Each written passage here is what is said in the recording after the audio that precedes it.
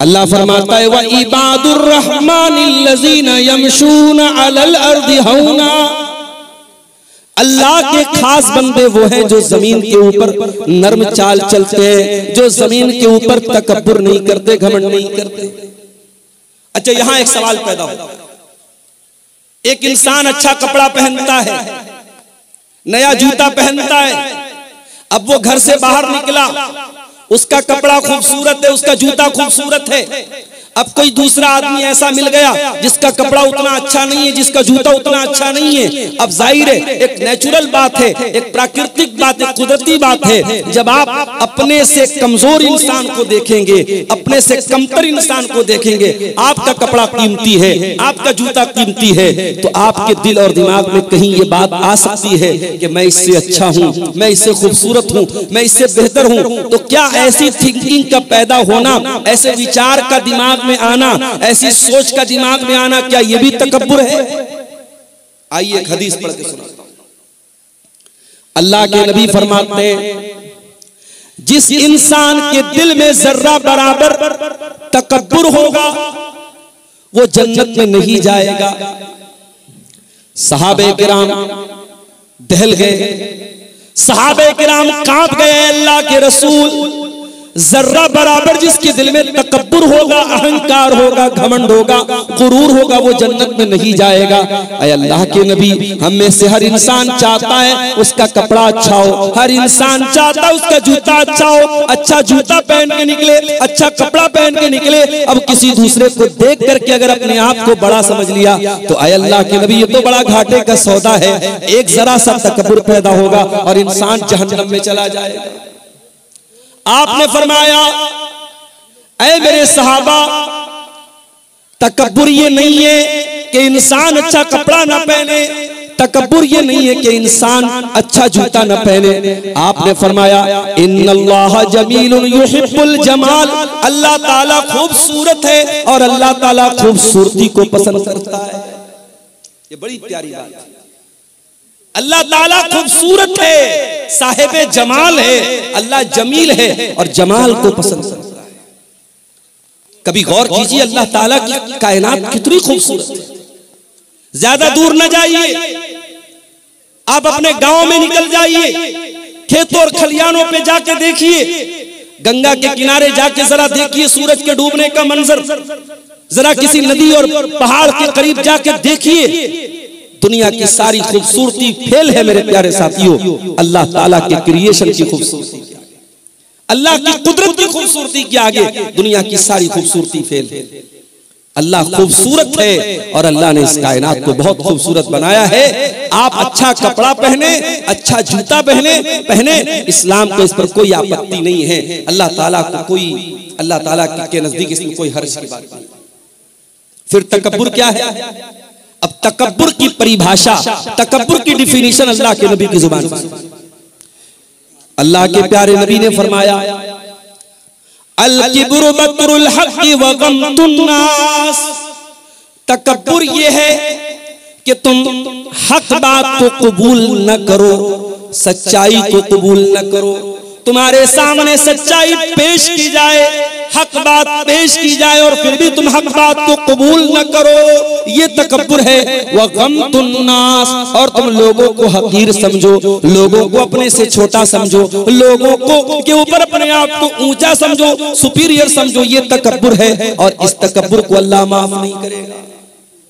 तो रहमान के बंदे जब जमीन पर चलते हैं तो नरम चाल, ये उनकी पहली पहचान। दूसरी पहचान, व इज़ा खातबहुमुल जाहिलून क़ालू सलामा। और रहमान के बंदों की दूसरी पहचान ये है, जब जाहिल उनके मुंह लगते हैं, जब जाहिल उनसे कन्वर्सेशन करते हैं, जब जाहिल उनसे बातचीत करते हैं और जिहालत पर उतर जाते हैं, तो ईंट का जवाब पत्थर से नहीं देते, वो शेर का जवाब सवा शेर से नहीं देते, वो जाहिल का जवाब खामोशी से देते हैं, वो सलाम कह करके आगे गुजर जाते हैं। भाई हमारा मिजाज क्या है? हमारा मिजाज तो यही है कि हम किसी से कम थोड़ी, उसने हमें कैसे बोल दिया, उसने हमें कैसे उल्टा सीधा बोल दिया, हम तो ईंट का जवाब पत्थर से देंगे, हम तो शेर का जवाब सवा शेर से देंगे। नहीं, अल्लाह कह रहा है कि मेरे स्पेशल बंदे ऐसे नहीं। वइज़ा ख़ातबहुमुल जाहिलून क़ालू सलामा, वो जाहिल का जवाब जहालत से नहीं देते, वो गलत का जवाब गलत से नहीं देते। हमारी अक्सर लड़ाई क्यों होती है? हमारी रिश्तेदारियों में जो फूट पड़ती है, जो दुश्मनी होती है, क्यों होती है? उसने मुझे बोल दिया, उसने मुझे ऐसा कह दिया, उसने मेरे साथ ऐसा कर दिया, उसने अपनी लड़की की शादी में मुझको नहीं बुलाया, उसने अपने यहाँ दावत में नहीं बुलाया, हम भी नहीं बुलाए। यही तो होता है। अल्लाह के नबी के पास एक आदमी आया, उसने कहा अल्लाह के नबी, मेरे कुछ रिश्तेदार हैं, मैं उनके साथ अच्छा सलूक करता हूं, वह युसीऊना इलैया, वो मेरे साथ बुरा सलूक करते हैं। ऐ अल्लाह के नबी, मैं उनके साथ अच्छा मामला करता हूं, वो मेरे साथ जहालत का मामला करते हैं। मैं उनके साथ नरमी का मामला करता हूं, वो मेरे साथ सख्ती का मामला करते हैं। आपने फरमाया, ऐ मेरे सहाबी, जब तक तू इस हाल में, जिस हाल में तू बता रहा है, तब तक अल्लाह ताला की तरफ से एक फरिश्ता बराबर तेरी मदद करता रहेगा।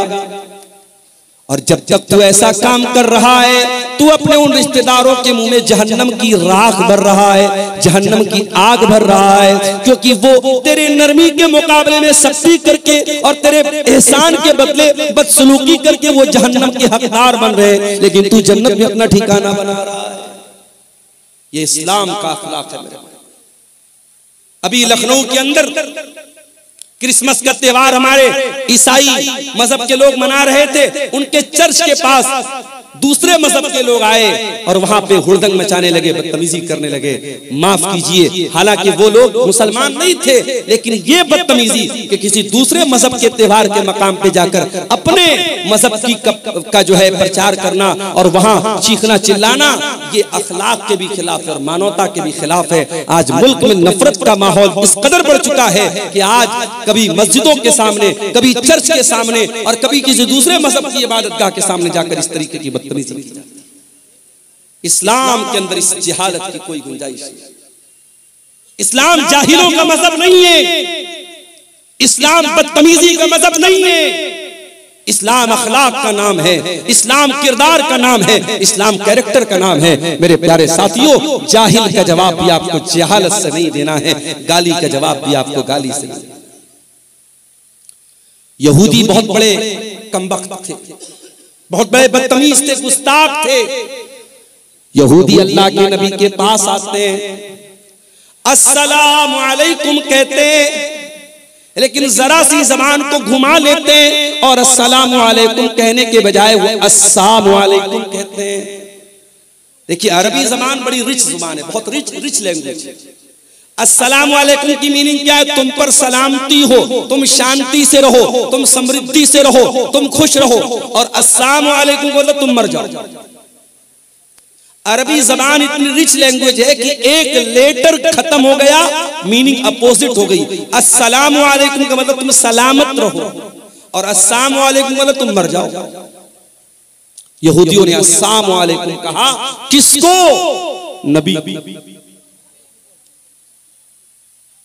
नबी ने सुन लिया। हजरत आयशा के कानों में यहूदियों के जुमले पड़ गए। जब यहूदियों ने अस्सलामु अलैकुम कहा, अम्मा आयशा को गुस्सा आया, उन्होंने फौरन जवाब दिया, वालैकुमुस्सलाम वल्लानतु, ऐ यहूदियों तुम पर भी मौत आए, तुम पर भी अल्लाह की लानत आए, तुम मर जाओ। अल्लाह के नबी ने देखा हजरत आयशा बड़े गुस्से में, बड़े जोश में, बड़े जज्बात में। आपने फरमाया, महलन या आयशा, ऐ आयशा ठहर जाओ, रुक जाओ। इतने जज्बात में क्यों आ रही हो, इतने तैश में क्यों आ रही हो? इन्नल्लाह युहिब्बुर रिफ्क़ फिल अम्रि कुल्लिही, ऐ आयशा अल्लाह ताला नरमी को पसंद करता है, अल्लाह ताला सख्ती को पसंद नहीं करता, अल्लाह तो नरमी वाला नरमी को पसंद करता है। हजरत आयशा ने कहा, अल्लाह के नबी आपने देखा नहीं उन यहूदियों ने कितनी गंदी बात आपको कही। उन्होंने आपको अस्सलामु अलैकुम नहीं कहा, उन्होंने आपको अस्सलामु अलैकुम कहा। मैं कैसे गवारा कर लूं? मेरे नबी को मौत की बद्दुआ दी जाए, मेरे नबी को बुरा भला कहा जाए और मैं बर्दाश्त करूं। हजरत आयशा ने हमें और आपको एक सबक भी दिया।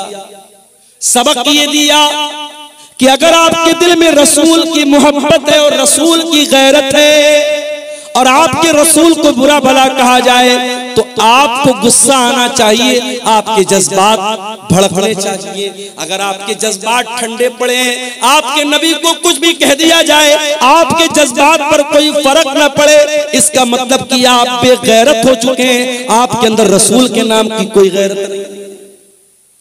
क्रिसमस का त्योहार आया, ईसाई मजहब के लोग मना रहे, ठीक है उनका मजहब है, लेकिन हमारी शरीयत क्या कहती है कि अल्लाह ताला का कोई बेटा नहीं है। लम यलिद व लम यूलद, ना तो वो किसी का बेटा है ना उसका कोई बेटा है।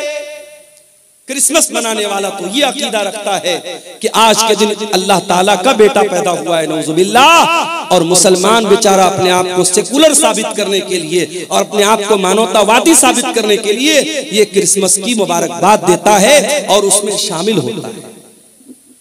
कितने मुसलमान बच्चे सांता क्लॉस बनते हैं और उनकी नकाब पहने हुई मुसलमान माँ अपने सांता क्लॉस बने बच्चे को स्कूल में छोड़ने जाती है। मेरे प्यारे भाइयों, मेरी माँ और बहनों, होना तो ये चाहिए था कि हम इस शिर्क से अगर रोकने की क्षमता रखते तो हम रोकने की कोशिश करते। हम रोक नहीं सकते तो कम से कम बुरा समझते, मगर हम बुरा कहाँ समझ रहे हैं, हम तो सपोर्ट कर रहे हैं, हम तो साथ दे रहे हैं। इसका मतलब कि तौहीद की गैरत हमारे अंदर नहीं है, अल्लाह की गैरत हमारे अंदर नहीं है। अल्लाह को गाली दी जा रही है, अल्लाह को बुरा भला कहा जा रहा है, अल्लाह का बेटा बनाया जा रहा है और हम मुबारकबाद दे रहे हैं, हम शुभकामनाएं दे रहे हैं, हम उनके साथ शामिल हो रहे हैं। मेरे प्यारे साथियों, हजरत आयशा ने यह सबक दिया है कि मुसलमान अगर हो, अल्लाह से मोहब्बत करते हो, रसूल से मोहब्बत करते हो, अल्लाह को बुरा भला कहा जाए तो तुम्हारा खून खौल जाना चाहिए, रसूल को बुरा भला कहा जाए तो तुम्हारा खून खौल जाना चाहिए। हजरत आयशा कहती हैं, मुझसे बर्दाश्त नहीं हुआ, मैंने जवाब दिया, ऐ यहूदियों तुम पर अल्लाह की लानत आए, तुम मेरे नबी को बुरा भला कह रहे। नबी ने क्या जवाब दिया? कहा, आयशा मैंने उन यहूदियों की बदतमीजी को सुना था और मैंने उनका जवाब भी दे दिया था जब उन्होंने अस्सलामु अलैकुम कहा था। ऐ आयशा मैंने जवाब दे दिया था, मैंने व अलैकुम कह दिया था, उन्होंने कहा था अस्सलामु अलैकुम, ऐ मोहम्मद सल्लल्लाहु अलैहि वसल्लम आपके ऊपर मौत आ जाए, आप खत्म हो जाएं, आप हलाक हो जाएं। ऐ आयशा मैंने जवाब दे दिया था व अलैकुम, तुम पर भी हलाकत आ जाए, तुम भी मर जाओ, तुम भी खत्म हो जाओ। ये मेरे नबी का अंदाज था। गाली का जवाब आपने गाली से नहीं दिया। मेरे भाइयों, ये अखलाक आज अपने देश में, अपने इलाके में, अपने स्टेट में, अपने गांव में, अपने खानदान में, अपने परिवार में ये अखलाक पैदा करो, अपने बच्चों को ये अखलाक सिखाओ। रहमान के बंदों का ये अखलाक होता है, वइज़ा खातबहुमुल जाहिलून क़ालू सलामा, कि वो जाहिल का जवाब जहालत से नहीं देते। अच्छा, उनका दिन ऐसा गुजरता है, उनकी रात कैसी गुजरती है? वल्लज़ीन यबीतून लिरब्बिहिम सुज्जदन व क़ियामा, जब दुनिया रात में आराम कर रही होती है, गुलछर्रे उड़ा रही होती है, अय्याशी कर रही होती है, रहमान के स्पेशल बंदे रात को तहज्जुद पढ़ते हैं, क़ियामुल लैल करते हैं, रात रात भर सजदा करते हैं, रात रात भर क़ियाम करते हैं, रातों को तहज्जुद की नमाज पढ़ते हैं। आज कितने मुसलमान हैं जो तहज्जुद की नमाज पढ़ते हैं? अरे तहज्जुद छोड़ दो, संभल की बात करने वाले, बनारस की बात करने वाले और उन मस्जिदों की बात करने वाले जिन मस्जिदों पर दुश्मनों की निगाहें हैं, अपने गांव की मस्जिदों को पहले आबाद करो। तुम्हारे गांव की मस्जिद में फजर की नमाज में कितने लोग रहते हैं? मुअज्जिन अज़ान की आवाज दे रहा है, अस्सलातु खैरुम मिनन नौम, नमाज नींद से बेहतर है, और मोहल्ले में गांव में सैकड़ों लोग रहते हैं, दो चार बूढ़ों के अलावा, दो चार बुजुर्गों के अलावा जो डंडा लेके मस्जिद में पहुंचते हैं, कोई फजर की नमाज में आने को तैयार नहीं है। गोया हम ये साबित कर रहे हैं कि ऐ मुअज्जिन, तू कहता है नमाज नींद से बेहतर है, लेकिन मेरे नजदीक नींद बेहतर है, मैं नींद को छोड़ करके नमाज पढ़ने को तैयार नहीं। आज का मुसलमान 5 टाइम की नमाज पढ़ने को तैयार नहीं, और वो बेचारा बैठ करके तबसरा कर रहा है, हमारी मस्जिदें निशाने पर हैं, हमारी मस्जिदों पर दुश्मनों की गलत नजर है। अरे दुश्मन की गलत नजर बाद में है, पहले तूने अपनी मस्जिदों को वीरान किया। दिल्ली की जामा मस्जिद में अभी मेरे पास वीडियो आया, वहां इंस्टाग्राम की रील बन रही है, लड़का लड़की प्यार मोहब्बत की रील बना रहे। कहा? अल्लाह के घर में, जामा मस्जिद में। मैंने वीडियो देखा, मेरा खून खौल गया कि जामा मस्जिद के एडमिनिस्ट्रेशन और वहां की इंतजामिया क्या कर रही है। इस तरीके के बेहुदा वीडियोस जामा मस्जिद के अंदर बनाए जा रहे हैं। प्यार मोहब्बत की बातें, एक लड़का लड़की वो वीडियो के अंदर फिल्मा रहे और वो वीडियो जामा मस्जिद दिल्ली के अंदर बन रही है। मेरे प्यारे साथियों, दिल्ली के अंदर 5 मस्जिदें तो ऐसी है, पुरानी मस्जिदें जो पिकनिक स्पॉट बन चुकी है और वहां आशिक और माशूक मिलने जाते हैं। वो लवर्स पॉइंट बन गया है, वो आशिकों के मिलने का अड्डा बन गया है।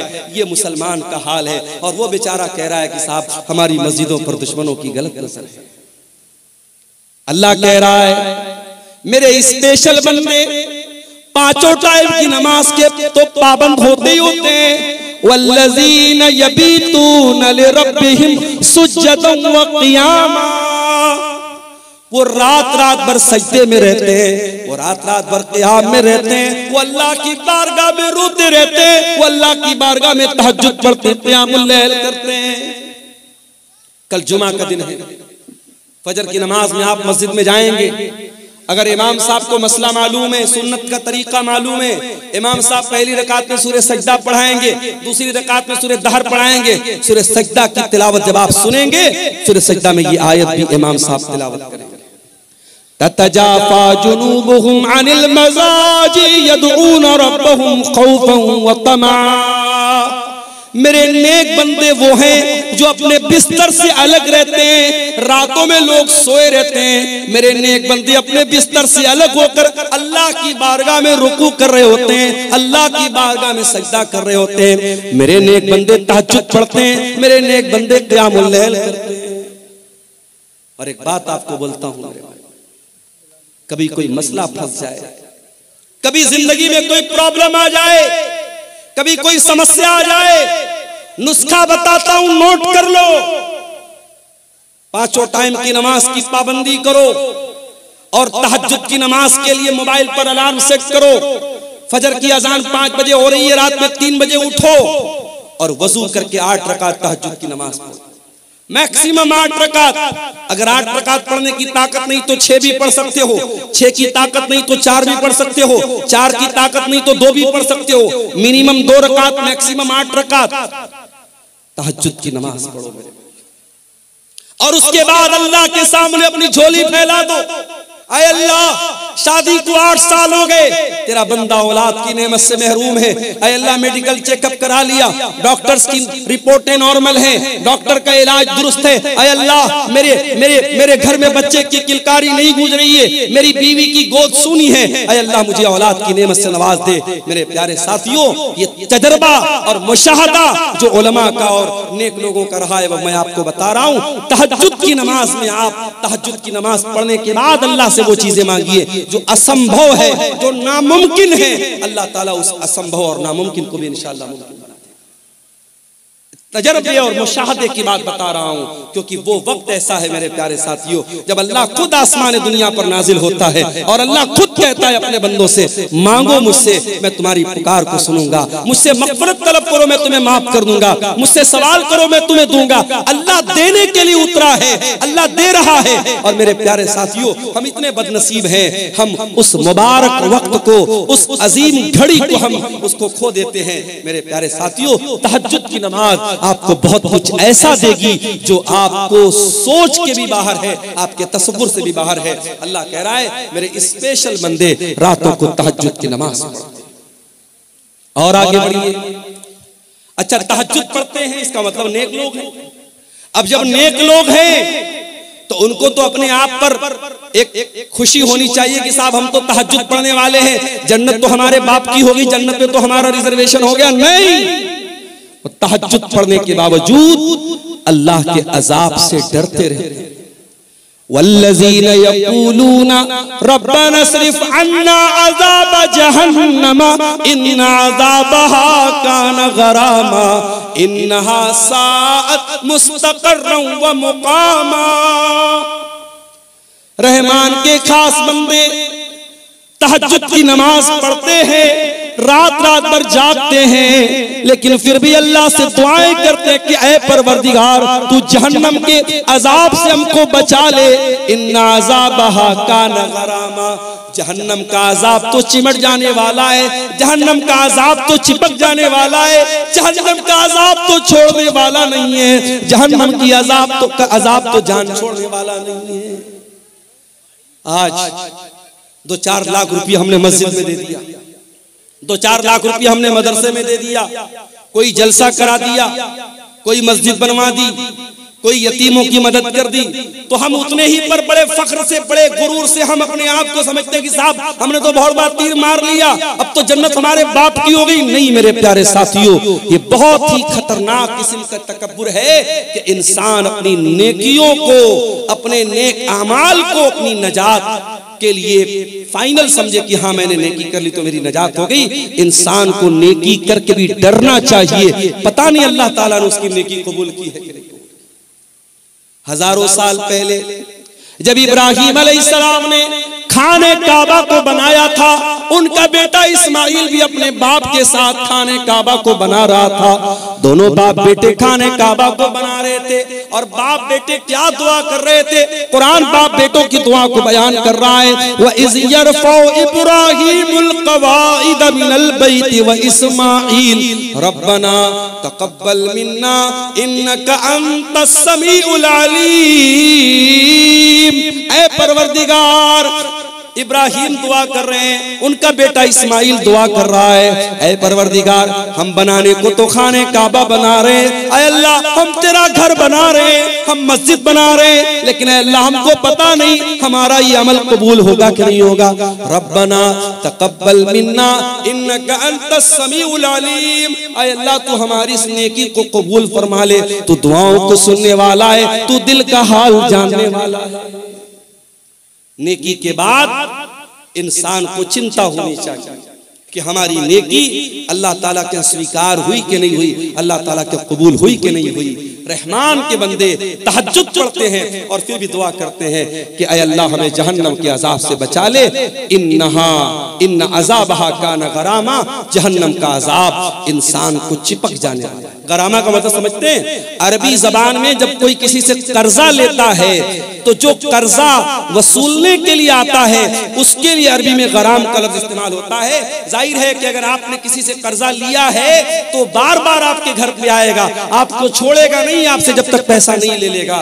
जहन्नम का अजाब भी गरामा है, जहन्नम का अजाब छोड़ने वाला नहीं है, जहन्नम का अजाब चिपक जाने वाला है, चिमट जाने वाला।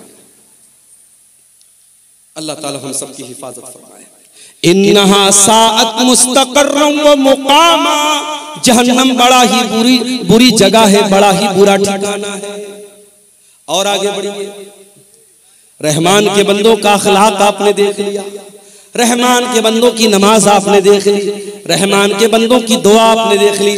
अब थोड़ा सा और आगे बढ़िए, अल्लाह फरमाता है वल्लज़ीना इज़ा अनफ़क़ू लम युसरिफ़ू व लम यक़तुरू व काना बैन ज़ालिका क़वामा। रहमान के बंदे जब खर्च करते हैं तो ना तो फजूल खर्ची करते हैं, ना बखीली करते हैं, वो बीच का रास्ता अपनाते हैं। वो ना तो कंजूस होते हैं, ना बखील होते हैं, और ना ही दौलत होने के बावजूद ना तो दौलत होने के बावजूद कंजूस होते हैं, ना दौलत का मिसयूज करते हैं, गलत इस्तेमाल करते हैं, ना फजूल खर्ची करते हैं, ना कंजूसी करते हैं। हमारे समाज में दोनों तरीके के लोग मौजूद हैं। बाज लोग इतने बड़े कंजूस हैं, बहुत पैसा है, लेकिन ढंग का कपड़ा भी नहीं पहनते। बीवी बेचारी तरसती रहती है कि अरे मुझे फला कपड़ा दिला दो, फला साड़ी दिला दो, फला सूट दिला दो, इसके बाद बहुत पैसा है, मगर नीयत इतनी खराब है, बीवी बेचारी वो रोती रहती है और ये बीवी का भी हक अदा नहीं करता। बच्चे तरस जाते हैं अच्छा खाना खाने के लिए। ये कंजूस अपनी दौलत को सजा सजा के रखता है, जमीनें खरीदता है, जायदाद खरीदता है। मेरे प्यारे साथियों, ये जमीनें, ये जायदादें आपके मरने के बाद ये दूसरों के हाथ लग जाएंगी। जब तक आप जिंदा हैं, अगर अल्लाह ताला पैसा दे रहा है, अपने शरीर पर भी खर्च करो, अपने जिस्म के ऊपर भी खर्च करो। अच्छा खाओ, अच्छा पहनो, बच्चों को अच्छा खिलाओ। अगर मौका मिले थोड़ा दुनिया भी घूमो, थोड़ा तफरी भी करो, थोड़ा अच्छी जगहों पर अपने बाल बच्चों को लेके जाओ। अगर अल्लाह ने दौलत दी है तो उम्रा भी कर लो, हज भी कर लो। मेरे प्यारे साथियों, ये जिंदगी कितने दिन साथ देगी हम नहीं जानते।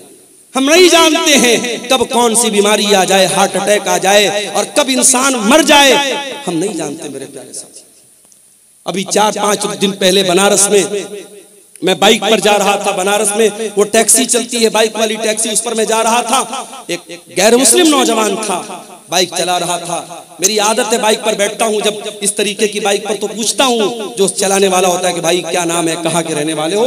तो उसने बताया बनारस के करीब का वो रहने वाला था। वो उसके खुशिये में, उसके पेशाब के मकाम पे जो खुशियतैन होते हैं, जो टेस्टिकल्स होते हैं, उसमें उसको कैंसर हो गया। सोचिए 20-25 बरस का नौजवान, टेस्टिकल्स में कैंसर हो गया है, और वो बेचारा इलाज कराने के लिए बनारस आया था, और अपने माँ बाप का अकेला बेटा था, घर में कोई कमाने वाला नहीं था। वो बेचारा कैंसर के मर्ज से जो दो चार था, और वो बनारस में बाइक चला करके अपना इलाज का खर्चा निकालने की कोशिश कर रहा है।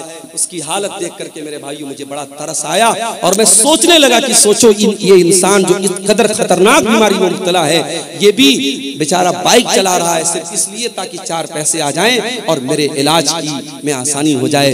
दुनिया में मेरे प्यारे साथियों इस तरीके के बहुत सारे लोग भरे पड़े हैं। कौन सी बीमारी, कौन सा एक्सीडेंट, कौन सा हादसा आ जाए और जिंदगी खत्म कर दे, हम नहीं जानते। जब तक जिंदगी है, तंदुरुस्ती है, उसका सही इस्तेमाल करो। दौलत है, उसका सही इस्तेमाल करो। कंजूस भी मत बनो, बखील भी मत बनो।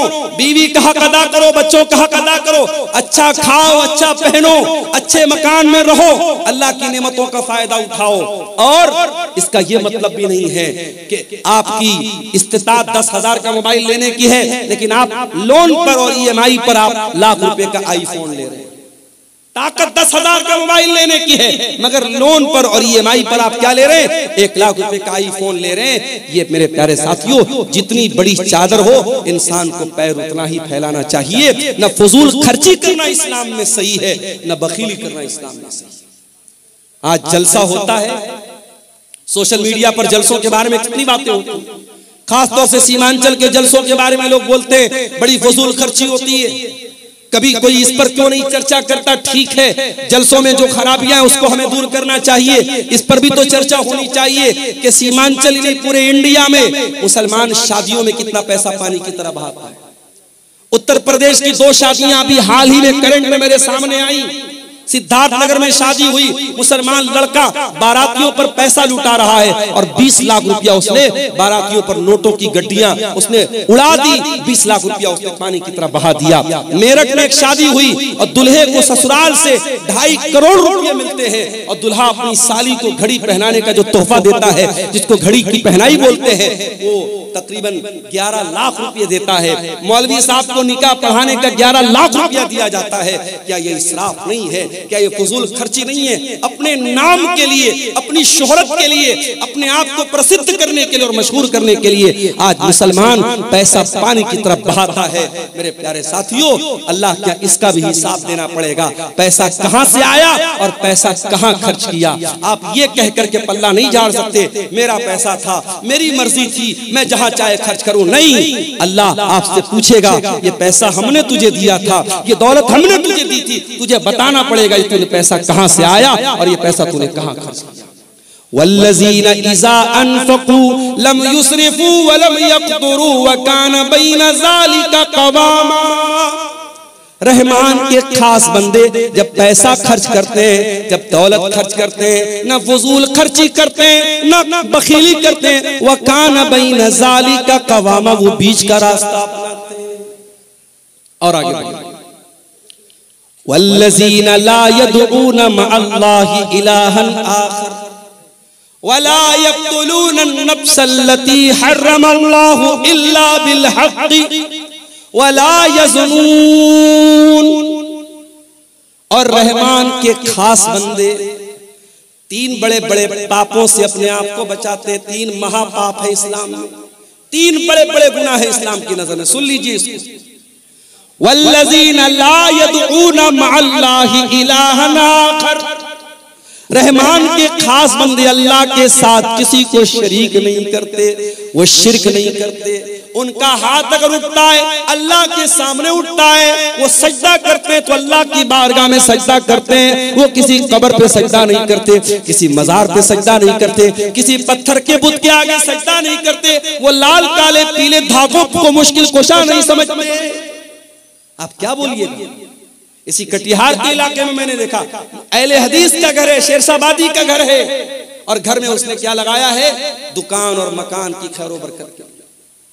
उस पे क्या लिखा हुआ है, कुछ गिनतियां लिखी हुई हैं, कुछ गिनतियां लिखी हुई हैं, और ये अकीदा रखा गया कि ये मेरे मकान में लगा रहेगा तो मेरे मकान में बरकत आएगी। ये उल्टी सीधी गिनती लिखने से तेरे मकान में बरकत नहीं आएगी। मकान में बरकत तेरे अमल से आएगी, तेरे ईमान से आएगी, तेरे कुरान पढ़ने से आएगी। कुरान की आयतों को तू लटका दे या गिनतियों को लटका दे, उससे तेरे घर में बरकत नहीं आएगी। मेरे भाइयों, बात कड़वी है मगर मैं सच्ची बात कहता हूं। आज हम अहले हदीसों को भी अपने अकीदे पर मेहनत करने की जरूरत है। आज हमारे जलसों में तौहीद पर तकरीरें बंद हो गई, अखलाक की बातें हो रही हैं, नमाज की बातें हो रही हैं, शराब से रोका जा रहा है, ज़िना से रोका जा रहा है। मगर दुनिया का सबसे बड़ा पाप क्या है, दुनिया का सबसे बड़ा गुनाह क्या है, शिर्क करना। आज कितनी मुसलमान लड़कियां हैं कॉलेजों में पढ़ रही हैं, हिंदू सहेली के साथ वो पढ़ रही है, उसका कोई त्योहार आया, उसने एक बच्ची महिला पिंडाल में रो रही है, किनकी बच्ची है उसको ले जाइए। किसी गैर मुस्लिम का त्योहार आया, मुसलमान लड़की स्कूल और कॉलेज में पढ़ रही है, उसके त्योहार में बाकायदा शामिल होती है और उसके मजहबी इबादत में शामिल होती है। मैं ये मसला बता दूं आपको, आपके गांव का कोई गैर मुस्लिम पड़ोसी है, कोई गैर मुस्लिम भाई है, उसके साथ मेल जोल रखना, उसके साथ प्यार मोहब्बत करना, उसके साथ अच्छा सलूक करना, उसके सुख दुख में काम आना, मैं बिल्कुल मना नहीं कर रहा हूं, इस्लाम तो इसका हुक्म देता है। मगर हाँ, जब मसला ईमान का आ जाए, जब मसला अकीदा का आ जाए, वहां कोई कॉम्प्रोमाइज नहीं करना। किसी गैर मुस्लिम के मजहबी इबादत में आपको शामिल नहीं होना है। इबादत अगर होगी तो अल्लाह की होगी, ये उसूल है, ये उसूल है कुरान का। कुल या अय्युहल काफिरून ला आबुदु मा ताबुदून। ऐ नबी आप कह दीजिए कि ऐ काफिरों, जिसकी इबादत मैं करता हूं उसकी तुम नहीं करते, जिसकी तुम करते हो मैं नहीं करता। तो रहमान के खास बंदे शिर्क नहीं करते। सबसे बड़ा पाप क्या है, अल्लाह के बराबर किसी को बना देना, अल्लाह के बराबर किसी को दर्जा देना। आप तो सीमांचल के इलाके में रहते हैं, यहां तो कम ये चीजें आपको मिलेंगी। आप जरा सा उत्तर प्रदेश में आइए, जरा कलकत्ता चले जाइए, जरा आप मालदा साइड में, बारसोई साइड में आप चले जाइए, आपको जगह जगह शिर्क के अड्डे मिल जाएंगे। मुसलमान किस किस चीज के आगे सर झुका रहा है आप यकीन नहीं कर सकते। एक मुसलमान रास्ते में जा रहा था, उसके एक पैर का जूता टूट गया। अब एक पैर का जूता पहन के तो वो चल नहीं सकता था, उसने मारे गुस्से में अपने जूते को एक पेड़ के ऊपर फेंक दिया। एक साल के बाद जब वो मुसलमान उस जगह से गुजरा, देखा कि पूरे पेड़ पर ढेर सारे जूते पड़े हैं। उसने किसी से पूछा, भाई इस पेड़ पर इतने सारे जूते कहां से आए? कहा कि नहीं मालूम, बस कोई आदमी यहां से गुजरा था, देखा कि इस पेड़ पर एक जूता पड़ा है, तो लोगों ने आपस में ये धारणा बना ली, अकीदा बना लिया कि इस पेड़ के ऊपर जूता लटकाने से बिगड़ी बन जाएगी, मुसीबत दूर हो जाएगी, मन्नत पूरी हो जाएगी। अब जूते पर जूता, जूते पर जूता लटकाया जाए। ये मुसलमान का अकीदा है। मुसलमानों के अकीदे में इतना बिगाड़ है मेरे प्यारे साथियों, कहीं बिल्ली की कब्र है, कहीं घोड़े का मजार है, कहीं पागल बाबा का मजार है, और वहां जाके मुसलमान सर झुका रहा है। अल्लाह कह रहा है मेरे खास बंदे अल्लाह के साथ शिर्क नहीं करते। वल्लज़ीना ला यदऊना मा अल्लाहि इलाहन आखर, मेरे स्पेशल बंदे अल्लाह के साथ शिर्क। दूसरा गुनाह, वला यक़्तुलून अन-नफ्स अल्लती हर्रमल्लाहु इल्ला बिल हक़्क़ि, और अल्लाह के खास बंदे किसी निर्दोष की हत्या नहीं करते, किसी बेकसूर को कत्ल, किसी इनोसेंट पर्सन का मर्डर नहीं करते, किसी बेकसूर की हत्या नहीं करते। इस्लाम किसी बेकसूर की हत्या करने की इजाजत नहीं देता। अभी एक वाकया आया, एक मुसलमान, अपने आप को सो कॉल्ड मुसलमान कहने वाले इंसान ने गाड़ी के जरिए कई लोगों को कुचल दिया और पता लगा कि वो आदमी पहले सऊदी में रहता था। सऊदी हुकूमत ने साफ बयान दे दिया उस इंसान का हमसे कोई ताल्लुक नहीं है, और वैसे भी वो मुसलमान नहीं था, मुल्हिद इंसान था, दीन बेजार इंसान था। मेरे प्यारे साथियों, कोई मुसलमान इस तरीके की हरकत अगर करे, किसी बेकसूर की हत्या करे, किसी निर्दोष को मार दे, तो कान खोल करके सुन लो, इस्लाम को उससे कोई संबंध नहीं है। इस्लाम बेकसूरों की जान लेने की शिक्षा नहीं देता है। इस्लाम के नजदीक बहुत बड़ा क्राइम है, बहुत बड़ा गुनाह है किसी की जान लेना। हाँ, इस्लाम में 3 ऐसे मकामात हैं जहां किसी की जान ली जा सकती है, ये भी याद रखो। इस्लाम में 3 लोगों को कत्ल किया जा सकता है। नंबर 1, अस्सय्यिबुज़्ज़ानी, शादीशुदा इंसान अगर जिना कर रहा है और इस्लामी हुकूमत है, चाहे वो मर्द हो चाहे वो औरत हो, इस्लामी हुकूमत के अंदर शादीशुदा जानी की सजाए मौत है, उसे रज्म किया जाएगा, पत्थरों से मार मार के खत्म किया जाएगा। नंबर 2, अल क़त्ल बिल क़त्ल, अगर किसी ने किसी की हत्या की है तो हत्यारे को उस हत्या के बदले, उस कत्ल के बदले हत्यारे को कत्ल किया जाएगा, कातिल को कत्ल किया जाएगा, कातिल से क़िसास किया जाएगा, उसको भी इस्लाम में उसकी इजाजत दी गई है। और नंबर 3, अल मुफारिक़ु लिदीनिही, इस्लामी हुकूमत के अंदर अगर कोई मुसलमान रहता है, वो इस्लाम को फॉलो करते करते अगर इस्लाम को छोड़ देता है और किसी दूसरे मजहब को स्वीकार कर लेता है, मुर्तद हो जाता है, मुशरिक हो जाता है, काफिर हो जाता है, अगर इस्लामी हुकूमत के अंदर ऐसा काम करता है तो इस्लाम में मुर्तद की सजाए मौत है। इस्लाम ये कहता है अगर आप इस्लामी हुकूमत में रहते हैं, आप इस्लाम को छोड़ के किसी और मजहब पर अमल करते हैं, कोई मसला नहीं है, आप रह सकते हैं। लेकिन अगर आप इस्लाम को फॉलो करते हैं और इस्लामी हुकूमत के अंदर रहते हुए आप अगर मुर्तद होते हैं, अल्लाह के दीन को छोड़ करके कोई और दीन अपनाते हैं, तो फिर ये माफी के लायक जुर्म नहीं है, ये माफ करने के लायक अपराध नहीं है, और इस्लामी हुकूमत में उसकी सजाए मौत है। ये 3 गुनाह ऐसे हैं जिन पर इस्लाम में कत्ल करने की इजाजत दी गई है। अल्लाह कह रहा है वला यक़्तुलून नफ्सल्लती हर्रमल्लाहु इल्ला बिल हक़्क़ि, मेरे नेक बंदे वो हैं, मेरे स्पेशल बंदे वो हैं जो किसी निर्दोष की हत्या नहीं करते, वला यज़नून, और जिना नहीं करते। ये तीसरा बड़ा गुनाह है, जिना करना, बदकारी करना, शर्मगाह का गलत इस्तेमाल करना, ये जिनाकारी और बदकारी इस्लाम की नजर में तीसरा बड़ा गुनाह है। इसीलिए जब अल्लाह के नबी से पूछा गया, आय अल्लाह के नबी अय्युज़्ज़म्बि आज़मु इंदल्लाह, अल्लाह के नजदीक सबसे बड़ा गुनाह क्या है? आपने फरमाया अंत जाला लिल्लाहि निद्दन व हुवा खलक़क, सबसे बड़ा गुनाह यह है कि तुम अल्लाह के बराबर किसी को करार दे दो। पूछा गया आय अल्लाह के नबी उसके बाद दूसरा सबसे बड़ा गुनाह क्या है? आपने फरमाया अन तक़तुला वलदक खशियत अन यतमा माक, अपनी औलाद को कत्ल कर देना इस डर से कि वो औलाद तुम्हारे साथ खाए। अब यहां एक मसला पैदा होता है, क्या फैमिली प्लानिंग करने की इस्लाम में इजाजत है?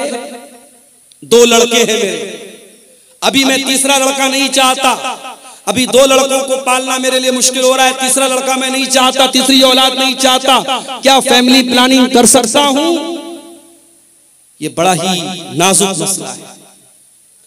फैमिली प्लानिंग कर सकते हैं कि नहीं कर सकते हैं, ये बड़ा ही नाजुक मसला है।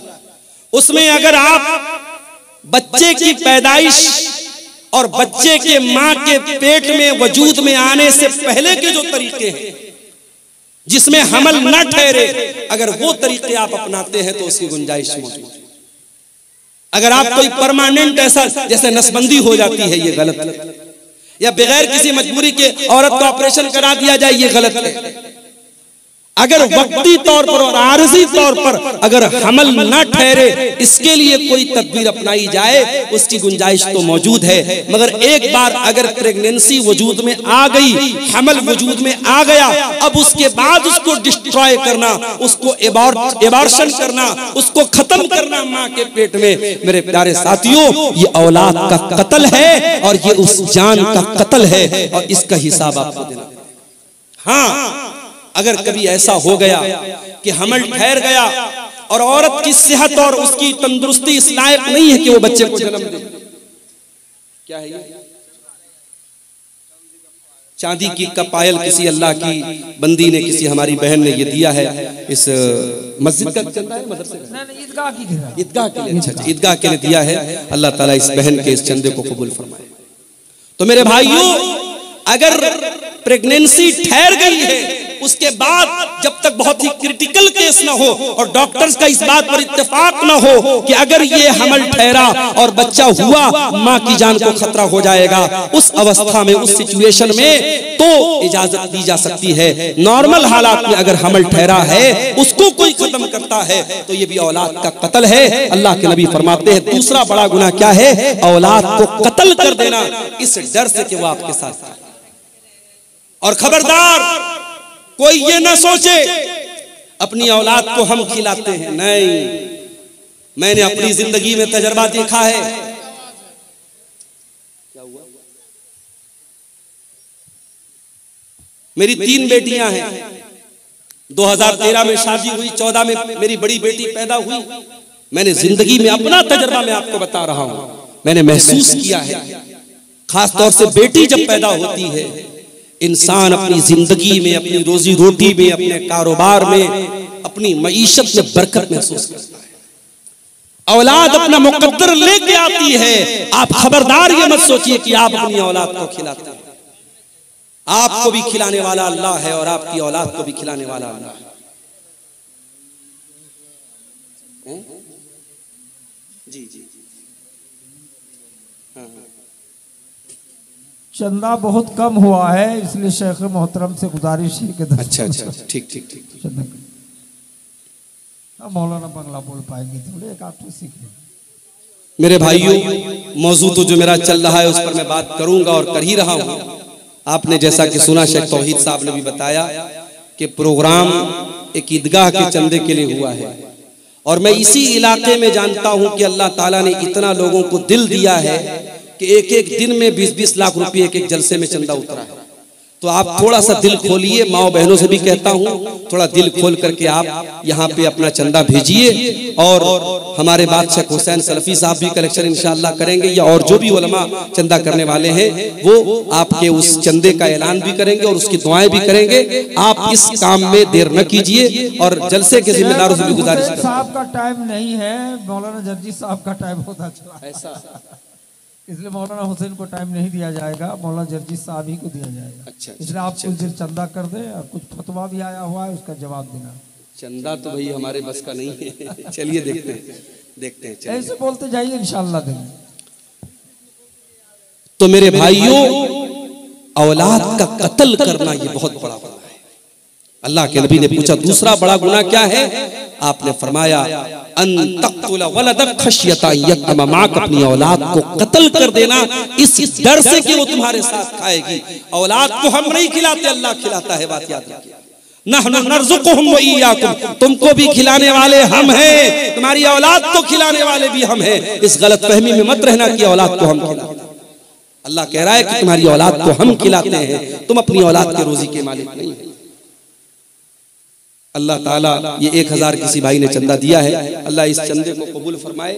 और इस तरीके से आप आते रहिए, तकरीर तो होती रहेगी। आखिर में 10-15 मिनट थोड़ा सा आप यहाँ पर आकर के मेरे हाथों पे भी कुछ चंदा दे दीजिए, ताकि मौलाना तौहीद साहब की बात भी रह जाए और जो जलसे की कमेटी के लोग मायूस बैठे हुए हैं, असल जो मकसद है, जो पर्पज है जलसे का, चंदा बता रहे काफी कम हुआ है।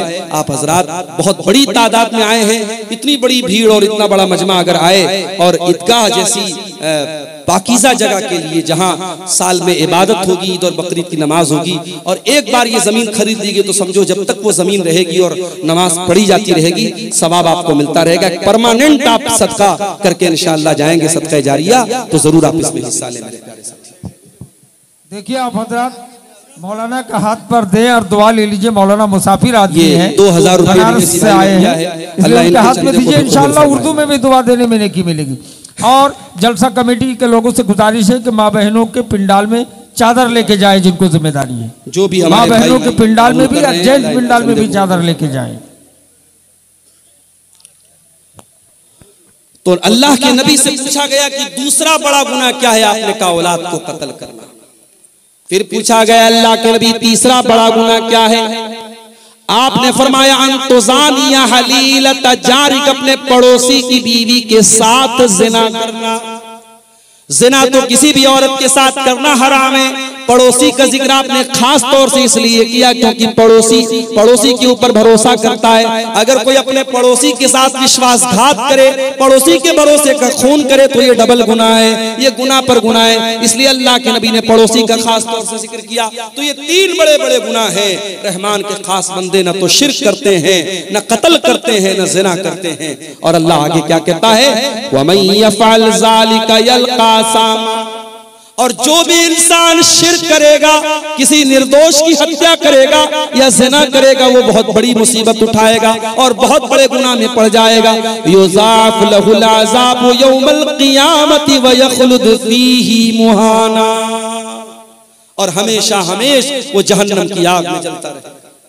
लेकिन हाँ, ज़िना करने वाला भी तौबा कर ले। दुनिया वाले कहते सुबह का भूला शाम को लौट जाए, तो भूला नहीं कहते। अल्लाह कह रहा है अगर जिना करने वाला, कत्ल करने वाला, शिर्क करने वाला भी सच्ची तौबा कर ले, मैं उसे स्वीकार करने को तैयार हूं, मैं उसे कबूल करने को तैयार हूं। इल्ला मन ताबा व आमना व अमिल अमलन सालिहा फउलाइका युबद्दिलुल्लाहु सय्यिआतिहिम हसनात व कानल्लाहु गफूरर रहीमा।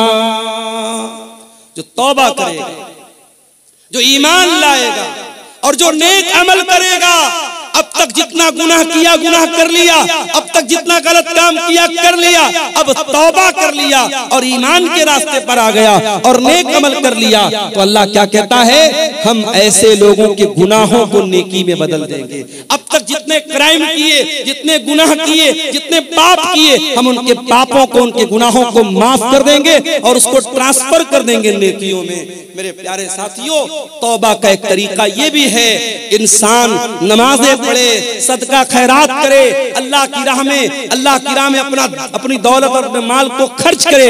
अगर आपको ये महसूस होता है हाँ मुझसे जिंदगी में कुछ गुनाह हुए हैं, तो तौबा का तरीका एक ये भी है कि आप जिस तरीके से आज के इस प्रोग्राम में आपको मौका मिल रहा है कि आप ईदगाह की जमीन के लिए एक सदका जारिया आप दें, आप यहाँ पे आए और अपना चंदा जरूर लिखवाएं और दें, ताकि अल्लाह ताला आपकी तौबा को कबूल करे। जो तौबा करेगा और नेक अमल करेगा और ईमान के रास्ते पर चलेगा, अल्लाह कह रहा है उसके गुनाहों को हम नेकियों में बदल देंगे। वमन ताबा व अमिल सालिहन फइन्नहु यतूबु इलल्लाहि मताबा, और जो इंसान तौबा करता है वो सही रास्ते पर वापस पलट जाता है, वो अपनी गाड़ी को यूटर्न लेकर के सही रास्ते पर आ जाता है। आपको कटिहार से मोहना चाँदपुर आना था, सही रास्ते पर आप चल रहे थे, अचानक गूगल मैप के चक्कर में गलत रास्ते पर चले। आजकल गूगल मैप बहुत रास्ता गड़बड़ बता देता है। अभी उत्तर प्रदेश में गूगल मैप के चक्कर में एक पुल कोई बन रहा था, अभी आधा अधूरा पुल बना था, उस पर 4 व्हीलर लेकर के एक नौजवान चला गया और पुल पर से उसकी गाड़ी गिर पड़ी और नौजवान बेचारा इंतकाल कर गया, अल्लाह को प्यारा हो गया। तो आप गूगल मैप के चक्कर में गलत रास्ते पर जब चले गए, रास्ते में एक आदमी जा रहा था, जलसे में जा रहा था, उसने कहा भाई साहब कहाँ जा रहे हैं? आपने कहा मोहना चाँदपुर जा रहा हूँ। तो उसने आपको बताया कि नहीं, अब अपनी गाड़ी को मोड़ दीजिए, आप यू टर्न ले लीजिए। तो तौबा भी यू टर्न है मेरे प्यारे साथियों। जब आप तौबा करते हैं, जब आपने गुनाह का काम किया, हमने कोई गलत काम किया, उस वक्त तक हम गलत ट्रैक पर चल रहे थे, गलत रास्ते पर चल रहे थे, जैसे ही हमने तौबा कर लिया, अल्लाह कह रहा है फइन्नहु यतूबु इलल्लाहि मताबा, हम अल्लाह के रास्ते की तरफ लौट के चल जाए। उसके बाद फरमाया ये 3 लोगों ने 500-500 रुपए का ताउन इस ईदगाह की जमीन के लिए दिया है। अल्लाह तबारक व तआला इनके इस चंदे को भी कबूल फरमाए। और जो भी भाई अभी सोच विचार में पड़े हैं, अल्लाह उनको तौफीक दे के वो आए और अपनी अपनी हैसियत और कैपेसिटी के एतबार से जरूर इस कार्य खैर में हिस्सा लेकर के जाए। मैं बात कर रहा हूं कुरान के 19वें पारे की सूरह फुरकान की आयतों को आपके सामने पढ़ रहा हूं और रहमान के विशेष बंदों और खास बंदों की कुछ क्वालिटीज। अच्छा, कुछ है मालूम इसका क्या है? अच्छा, दुकानदारों ने दिया है, माशाअल्लाह। ये झोले में कुछ रकम आई है, अब ये इसको लोग इनके बताएंगे कितनी रकम है। ये हमारे सड़क के जो दुकानदार भाई हैं उन लोगों ने इसको आपस में कलेक्शन करके दिया है। अल्लाह ताला उनके देखिए साइड से सब आके चंदा दीजिए, मौलाना का हाथ से मुसाफा कीजिए। जरूरी नहीं है कि कोई 1-2 लाख रुपए चंदा दे तभी चंदा होता है। मस्जिदें बनती हैं, ईदगाह की जमीन खरीदी जाती है। मैंने देखा है कोई ऐसा भी अल्लाह का बंदा होता है जिसकी 100 रुपए की ताकत है, वो 100 रुपया बड़े कलेजे से लाके देता है, बड़े दिल के जज्बे के साथ लाके देता है। और एक इंसान 1 लाख रुपया देता है, करोड़पति आदमी 1 लाख रुपया देता है, मगर दिल की तकलीफ के साथ देता है। अल्लाह के यहाँ उस करोड़पति का दिया हुआ 1 लाख रुपये का चंदा वो 19 पड़ जाता है और वो 100 रुपये का चंदा उस गरीब इंसान का अल्लाह के उसका मकाम ज्यादा बुलंद हो जाता है। इसलिए मेरे प्यारे साथियों, ये न समझना कि हम तो कोई छोटा मोटा हम क्यों अमाउंट देने जाएं। आप जो भी हो रहा है, यहाँ स्टेज पर लोग बैठ करके चंदा का कलेक्शन कर रहे हैं, आप आइए। मुझे मुनासिब नहीं लग रहा है, मौजू के बीच में बार बार डिस्टरबेंस भी हो रहा है, लेकिन मैं चाहता हूँ कि जलसे वालों की बात भी रह जाए। आप आकर के जरूर इस ईदगाह में अपना ताउन कीजिए। हमारी जलसा कमेटी के लोग भी चादर लेके जा रहे हैं और खवातीन में भी, महिला पिंडाल में भी मैं गुजारिश करता हूँ कमेटी के लोगों से वहाँ 2-4 औरतों को सौंप दीजिए और चादर में आप लोग जो ताउन कर सकते हैं करें। मुझे मुनासिब नहीं लग रहा है बीच में बार बार मौजू को, टॉपिक को छोड़ करके चंदे की बात करना। मैं अपने मौजू को खत्म करके इंशाअल्लाह इस कुर्सी से उठूंगा। रहमान के खास बंदों की हम पहचान बता रहे हैं आपको, उनकी विशेषताएं बता रहे हैं, उनकी खूबियां बता रहे हैं। अल्लाह ने कहा रहमान के खास बंदे शिर्क नहीं करते, जिना नहीं करते, कत्ल नहीं करते। और आगे वल्लज़ीना ला यशहदून अज़्ज़ूर, और अल्लाह के खास बंदे वो हैं जो किसी गुनाह के काम में, किसी गलत काम में शामिल नहीं होते। नए साल की रात आ रही है, 31 दिसंबर की रात आ रही है। बड़े बड़े शहरों में बड़े बड़े होटल बुक हो जाएंगे, नाचने गाने वालियां महंगे महंगे अमाउंट के ऊपर उनको हायर किया जाएगा। कई हजार का पास और टिकट लगाया जाएगा और होटलों में महंगे महंगे टिकट दे करके नाच गाना देखने और शराब पीने जाने वालों में मेरे प्यारे साथियों एक बड़ी तादाद में मुसलमान नौजवान और लड़के लड़कियां भी शामिल होते हैं। कुरान क्या कहता है? वल्लज़ीना ला यशहदून अज़्ज़ूर, अल्लाह के खास बंदे झूठी गवाही नहीं देते और किसी गलत काम में शामिल नहीं होते। व इज़ा मर्रू बिल्लग़्वी मर्रू किरामा, और जब वो किसी लग़्व चीज के पास से गुजरते हैं तो शराफत से गुजर जाते हैं। आप मार्केट में जा रहे हैं, आप रेलवे स्टेशन के पास जा रहे हैं, आप एयरपोर्ट के पास से जा रहे हैं और कोई लग़्व चीज, कोई नामुनासिब चीज आपकी नजरों के सामने से आई तो आप अगर उसको देखने लगते हैं या उस गलत काम में आप इन्वॉल्व हो जाते हैं, अल्लाह ताला हम सब की हिफाजत फरमाए। मेरे प्यारे साथियों, रब्बुल आलमीन अगर आप किसी लग़्व चीज के पास से गुजरते हैं तो कुरान क्या कहता है? मेरे स्पेशल बंदे वइज़ा मर्रू बिल्लग़्वी मर्रू किरामा, शराफत के साथ वहां से गुजर जाते हैं। उसके बाद फरमाया वइज़ा ज़ुक्किरू बिआयाति रब्बिहिम लम यखिर्रू अलैहा सुम्मन व उमयाना वल्लज़ीना इज़ा ज़ुक्किरू बिआयाति रब्बिहिम, और रहमान के खास बंदों की एक पहचान ये भी है, जब उनके सामने कुरान पढ़ा जाए, जब उनके सामने उनके रब की आयतें पढ़ी जाए, वो अंधे और बहरे बन करके, वो गूंगे और बहरे बन करके नहीं गिर पड़ते। जलसा हो रहा है, तकरीर हो रही है, आप एक कान से सुन करके दूसरे कान से उड़ा रहे हैं, न कुरान की आयतों पर गौर हो रहा है, न मुकर्रिर की आलिम की बातों पर गौर हो रहा है, न अमल हो रहा है। तो याद रखिए मेरे प्यारे साथियों, अल्लाह के नेक बंदों का यह तरीका नहीं है। अल्लाह के नेक बंदे क्या करते हैं? वो गौर करते हैं, वो बातों को कैच करते हैं, वो समझने की कोशिश करते हैं, वो अमल करते हैं। वल्लज़ीना इज़ा ज़ुक्किरू बिआयाति रब्बिहिम, रहमान के खास बंदों के सामने जब उनके परवरदिगार की आयतें पढ़ी जाती हैं, लम यखिरू अलैहा सुम्मा व उमयाना, वो अंधे और बहरे बन करके नहीं गिर पड़ते। देखिए ये बच्ची रो रही है, एक बच्ची रो रही है। ये बच्ची को स्टेज पर है, ले जाइए भाई। किनकी बच्ची है, कैसी माँ है, कितनी छोटी बच्ची को छोड़कर कहाँ है? स्टेज में आके ले जाइए, छोटी सी बच्ची है, दिखाइए वो स्क्रीन पर। एक बच्चा बैसा गोविंदपुर का, अबुल कलाम बाप का नाम बता रहा है, स्टेज में पहले से बहुत देर से रो रहा है, ले जाइए। मलकैन का रहमान के खास बंदे कुरान की आयतों को सुन करके सुम्म व उमयाना, अंधे और बहरे बन करके गिर नहीं पड़ते, गौर करते हैं, अमल करते हैं। कुरान की आयतें आज हमारे सामने पढ़ी जाती है, पत्थर दिल हो चुके हैं मोरा। नमाज पर कितनी तकरीरें हो रही हैं, बेनमाजी वैसे के वैसे। ज़िनाकारी पर कितनी तकरीरें हो रही हैं, ज़िना के केसेस कम नहीं हो रहे हैं। शराब पर कितनी बातें हो रही हैं, मगर नशे का रुझान बराबर बढ़ता चला जा रहा है। मेरे प्यारे साथियों, रहमान के खास बंदे कुरान की आयतों को गौर से सुनते हैं और अमल करते हैं। उसके बाद फरमाया, वल्लज़ीना यक़ूलूना रब्बना हब लना मिन अज़वाजिना व ज़ुर्रिय्यातिना क़ुर्रता अयुन वजअलना लिलमुत्तक़ीना इमामा। ये रहमान के खास बंदों की आखिरी पहचान अल्लाह बयान करता है। रहमान के खास बंदे वो हैं जो ये दुआएं करते रहते कि ऐ हमारे परवरदिगार, हमारे बीवी बच्चों को हमारी आंखों की ठंडक बना दे। बीवी बच्चे हमारी जिंदगी का बड़ा अहम हिस्सा होते हैं मेरे भाई। हम जब भी खुश होते हैं अपने बीवी बच्चों के साथ खुशी में शामिल होते हैं। हम किसी अच्छी जगह घूमने फिरने जाते हैं, अपने बीवी बच्चों को शामिल करते हैं। क्या अपने बीवी बच्चों को जहन्नम की आग से बचाने की चिंता हमारे दिल और दिमाग में पैदा नहीं होती मेरे भाइयों? देखिए ये फिर किसी ने 1500 रुपए का ताउन पेश किया है, और ये 100 रुपए का भी कुछ ताउन हमारे चंद नौजवानों ने पेश किया था।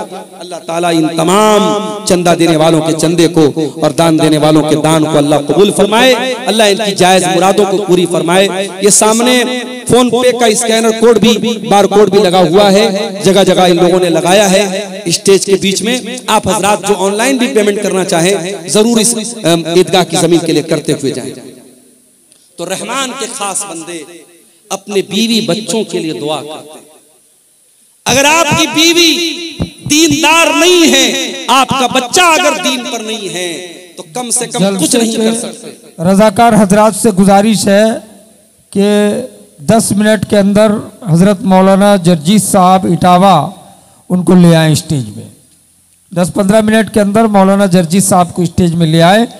तब तक मौलाना अब्दुल गफ्फार के बाद मौलाना मुश्ताक साहब बंगला में 10-15 मिनट ईदगाह के लिए चंदा करेंगे बंगला जबान पे, जो देना चाहें दे सकते हैं। रहमान के खास बंदे अपने बीवी बच्चों की चिंता करते हैं।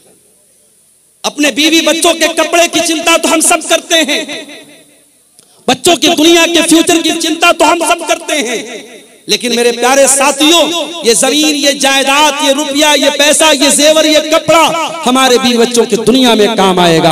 अपने बच्चों की, अपने बीवी की आखिरत को बनाने के लिए आपने क्या किया?